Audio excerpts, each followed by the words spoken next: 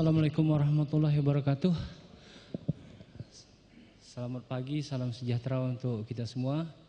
Yang saya hormati Pak Laude Kamaluddin, para narasumber, dan nampaknya adik-adik peserta seminar pada pagi hari ini. Kita tentunya pertama-tama mengucapkan puji syukur kepada Tuhan yang telah memberikan kesempatan kepada kita untuk berkumpul pada pagi hari ini membahas tentang bagaimana inkubator dibangun di Kota Semarang khususnya ya. Kemudian saya sampaikan mohon maaf Bapak Dirjen, Bapak Aswin Sasongko yang pada hari ini juga kemarin beliau masih di Jogja, tapi saya yakin hari ini sudah kembali ke Jakarta dengan kegiatan yang lain. Jadi beliau tidak bisa hadir pada hari ini. Bapak Ibu sekalian, kalau kita ditanya bagaimana kita membangun industri IT di Indonesia ini, yang memungkinkan IT dikembangkan di Indonesia itu ya nggak usahlah kita bicara high-tech seperti Android apa segala semua itu ya, itu sudah canggih sekali, yang mungkin kita agak sulit untuk mengejar, katakanlah seperti Korea misalnya. Tetapi yang bisa kita kembangkan adalah yang di atas template itu.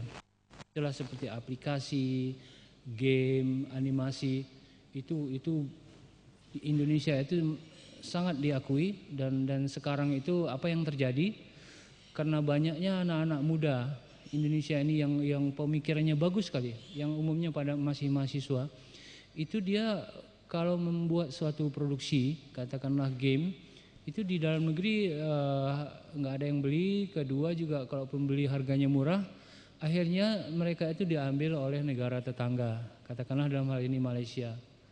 Jadi mereka mengatakan kepada saya, lo ngapain saya jual dalam negeri Pak, nggak dihargai hasil karya saya. Padahal kalau saya di luar negeri ini saya malah difasilitasi dan harganya mahal gitu ya. Itu curhat jujur dari teman-teman kita yang umumnya startup itu. Saya selama di Kominfo yang selalu pikirkan, inkubator itu pengembangan industri kreatif tidak hanya dimonopoli oleh Pulau Jawa. Itu yang saya selalu katakan. Rasanya tidak mungkin anak bangsa yang ada di Irian sana atau di Aceh sana, katakanlah 5 atau 10 orang, pasti dia punya ide yang kreatif, punya otak yang jenius, tapi dia tidak tahu bagaimana menyalurkan. Itu kendalanya. Kalaupun dia ingin menciptakan ide kreatifnya itu, dia tidak punya duit untuk beli software yang harganya puluhan ribu dolar. Itu selalu kendala di daerah. Jadi dalam setiap provinsi yang tinggi, ya jelas punya perguruan tinggi ya, itu harus ada inkubator ICT disiapkan. Jadi monggo siapa saja yang punya ide kreatif yang ingin mau bereksperimen, silakan masuk inkubator dengan peralatan yang disiapkan oleh pemerintah swasta.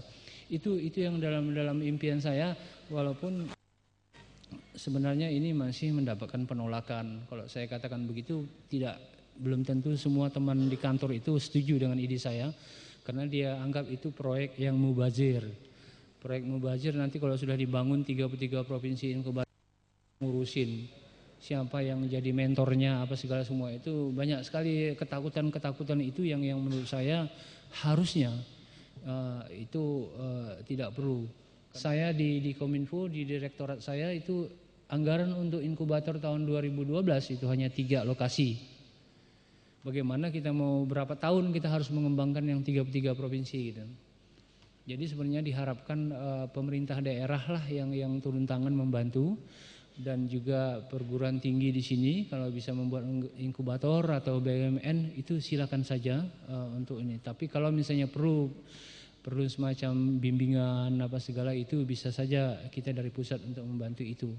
Nampaknya harus kita keroyok untuk membangun inkubator itu, tidak cukup hanya mengandalkan dari Kementerian Komunikasi dan Informatika. Kemarin itu kita sudah Inaikta itu sudah suatu upaya kita untuk mengembangkan industri IT.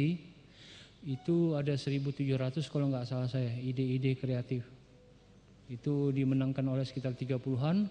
Kemudian 11 dari mereka itu kita seleksi lagi, kita ajak kemarin APIKTA, Asia Pacific ICT Award, itu yang diadakan di Pattaya.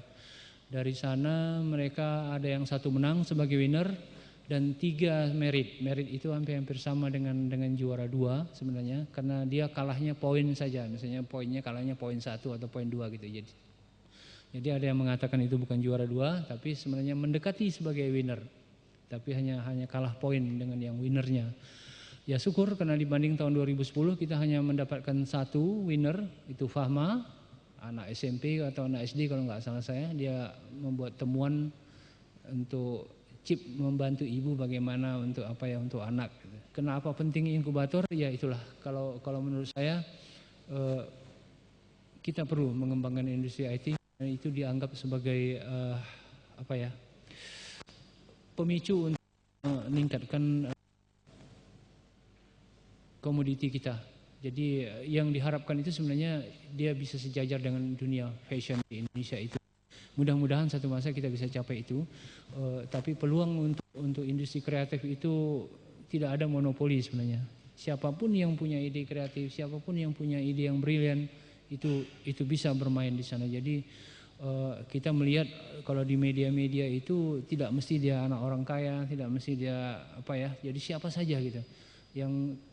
Yang menemukan antivirus itu dia hanya pakai komputer bapaknya. Kalau bapaknya nggak ada, dia pakai komputer, dia nekat, dia otak-atik, akhirnya dia bisa menemukan antivirus. Dan antivirus itu dia belum jual, tetapi dia bantu teman-temannya. Jadi siapa-siapa yang temannya memerlukan antivirus dia kasih. Itu Pak Menteri sangat concern sekali dengan industri kreatif, karena dia lihat seperti India itu memang anak-anak mudanya yang maju. Kita harapkan satu masa Indonesia, walaupun sekarang memang kemarin kita waktu di Pattaya itu negara-negara seperti Hong Kong, Australia, dia memang geleng kepala melihat orang Indonesia bisa membuat sesuatu dalam waktu yang cepat gitu ya, dan bisa diikutkan dalam pertandingan. Rata-rata mereka satu inovasi yang dia temukan itu perlu waktu 1 tahun untuk menyempurnakannya, baru dia ikut APIKTA. Kita tidak, Inaikta itu baru selesai sebulan kemarin, kita coaching mereka beberapa kali dari segi bahasa, teknik presentasi, terus kita sajikan. Dan kita memang waktu itu tidak berharap banyak, tapi negara-negara lain mengakui kita itu termasuk cepat dalam membuat sesuatu inovasi itu. Syukurlah anak-anak bangsa ini bisa maju seperti itu. Dibanding generasi saya dulu, ada yang sampai sekarang juga sebenarnya yang megang mouse saja nggak tahu yang mana mau diklik kiri atau klik kanan, karena itu ada dua kan. Nah, itu udah ya istilahnya udah gatek lah ya. Mudah-mudahan di antara kita nggak ada yang gitu sampai nggak ngerti klik kiri atau klik kanan gitu. Tapi itu kenyataan, itu fakta. Apalagi sekarang misalnya kita itu diharapkan misalnya seperti open source. Hampir di seluruh Indonesia ini ada malah yang satu kantor sama sekali tidak punya software legal. Pakai yang ilegal terus karena itu murah harganya dan mudah gitu. Sementara pemerintah supaya itu bagaimana open source itu bisa dipakai, walaupun pemerintah sebenarnya tidak memaksakan harus memakai open source, karena itu kita bisa disu nanti, bisa dituntut oleh negara produsen. Kita mengatakan pakailah open source, itu nanti Microsoft bilang ngapain nih kampanye itu pemerintah. Kita kan punya hak copyright, hak cipta apa segala, harusnya you nggak boleh memaksakan rakyat you pakai open source gitu. Jadi kita dengan yang agak luas kita katakan ya, jika Anda nggak punya uang untuk beli yang legal ya belilah yang legal software, ya ada open source sebagai pilihan, karena itu bebas, gratis, apa segala semua itu yang kita sosialisasikan. Tapi yang jelas kebijakan Menpan sampai tanggal 31 Desember untuk semua kantor pemerintah pakai open source itu no way. Apalagi kalau misalnya ke Irian di sana, orang surah edaran Menpan itu dia belum baca kok, pemerintah daerah loh. Bagaimana dia tahu itu open source gitu ya. Jadi tapi mudah-mudahan kita hanya mencoba untuk mengajak mereka menggunakan software legal supaya kita terhindar dari tudingan bajakan itu. Itu yang sakit sekali kalau menurut kita, karena terus-terusan kita negara produsen menuding kita Indonesia ini sebagai negara pembajak software ilegal terbesar di dunia gitu. Itu memalukan.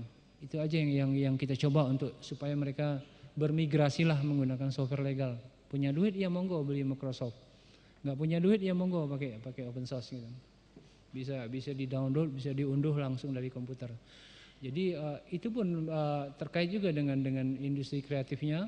Kalau anak-anak bangsa atau adik-adik yang dari Semarang ini, karena kendala yang dihadapi adalah pada saat kita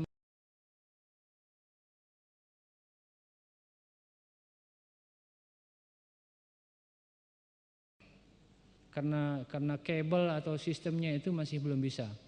Jadi yang dimintakan itu ke pemerintah supaya pemerintah memproduksi kabelnya ataupun diperintahkan kepada seluruh vendor kalau dia mau masuk komputer dari luar negeri sebelum dijual itu harus ada diperintahkan jack khusus untuk komputer yang menggunakan open source.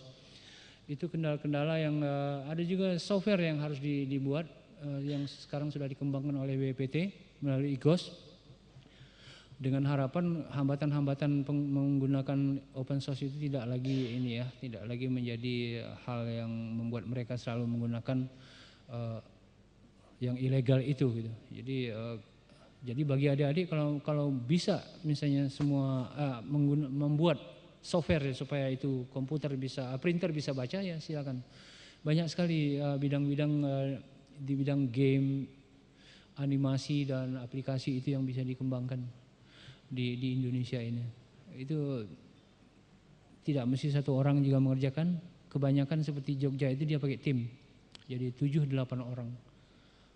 Dan yang sangat menarik kalau kita mengembangkan industri kreatif di bidang ICT ini, lapangan kerja sangat banyak tercipta. Di Amikom itu dia mahasiswa tapi dia sudah bisa mengajak teman-temannya sekitar 18 orang ini contohnya untuk bekerja dalam satu tim. Berarti dia sudah memberikan lapangan kerja 18 orang. Katakanlah misalnya nanti dari adik-adik ini bisa merekrut teman-teman 5 orang saja yang buat satu tim. Kalikan 100 kali 5, 500 lapangan kerja yang tersedia. Itu yang kita harap dampak dari pengembangan itu. Mudah-mudahan dengan nanti inkubator di sini ataupun dengan adanya perhatian pemerintah daerah sini untuk membangun inkubator, dunia industri yang dinanti-nantikan itu bisa memberikan kontribusi untuk devisa negara dan untuk lapangan kerja. Saya kira ini saya mengucapkan terima kasih kepada Pak Lode, Bapak-bapak narasumber, adik-adik semua peserta hadir pada pagi hari ini mengikuti acara sosialisasi ini. Saya kira ini yang dapat saya sampaikan. Wabillahi taufiq wal hidayah. Assalamualaikum warahmatullahi wabarakatuh.